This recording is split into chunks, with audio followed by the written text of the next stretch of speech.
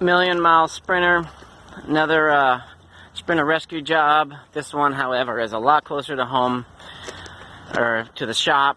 It's about 45 minutes outside of Philadelphia. And this van, I got to get it. Well, first of all, I got to replace the battery in it, and then I got to get it out of this spot here. And I know I do not have a key to either one of these vehicles that are surrounding it, so that'll be tight.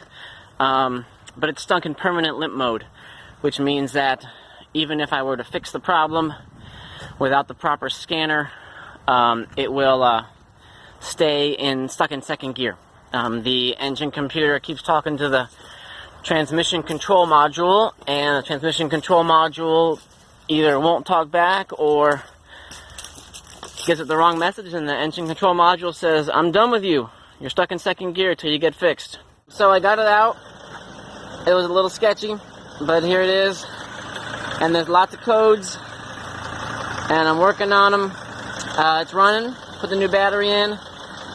But I closed the hood, and I didn't make sure that I could reopen it again. And right here is the cable. So I got to find a way to pull on that without pulling on the cable.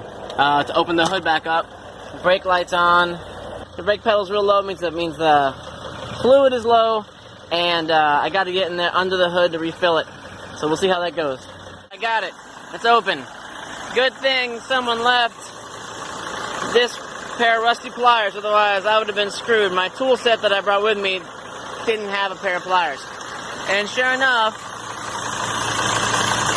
dry as a bone, my guess is there's a leak somewhere, so looks like I got to stop by Pep Boys on the way back home and just buy a big old bottle and just keep filling it up until I get back. Alright, next step is to pull the driver's side seat out, get to the transmission control unit underneath, the TCU, and clean it out.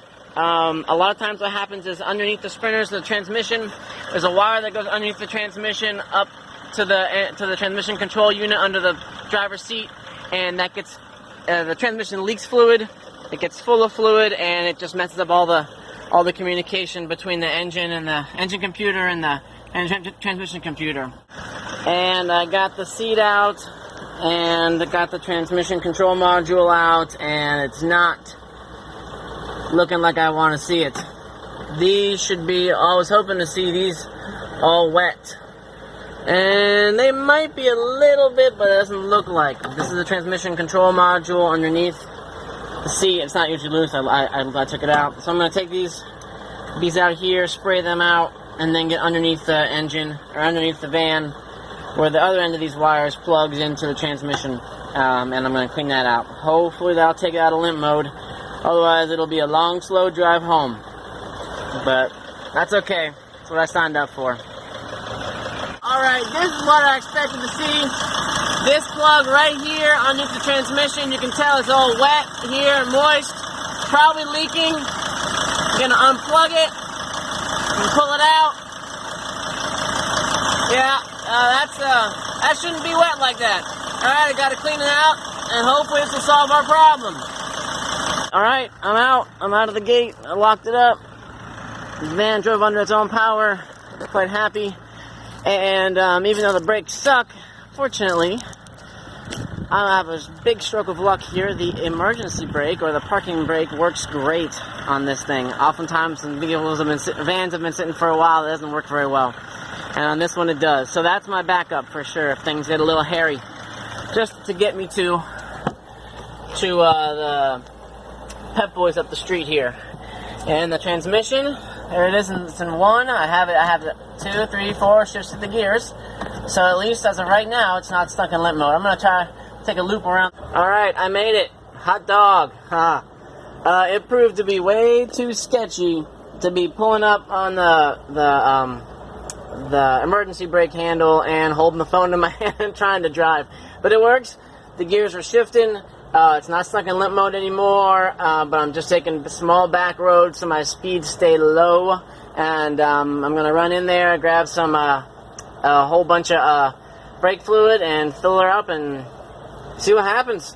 Alright, hopefully next post will be one where I'm back at the shop. We'll see. Wish me luck. Alright, yes, just so you guys know, this is a parts Sprinter. The engine's already taken, transmission's up for grabs, and a couple other things are already taken, but I'm just getting this back to my shop. So I know that this is not the correct brake fluid. However, it was the cheapest. And right now, that's what I need just to get home. So I filled it up. This one, I'd say it's use 3/4 of that right there, just to fill it up, and it's good now. So I'm gonna test it out and see if anything comes out in the bottom and see how the brakes feel. But here we go. You can check my shop out at millionmilesprinter.com. That's millionmilesprinter.com. And I sell lots of parts, all parts for T1 and Sprinters. And I'm a mechanic, so if you're in Philadelphia, check me out.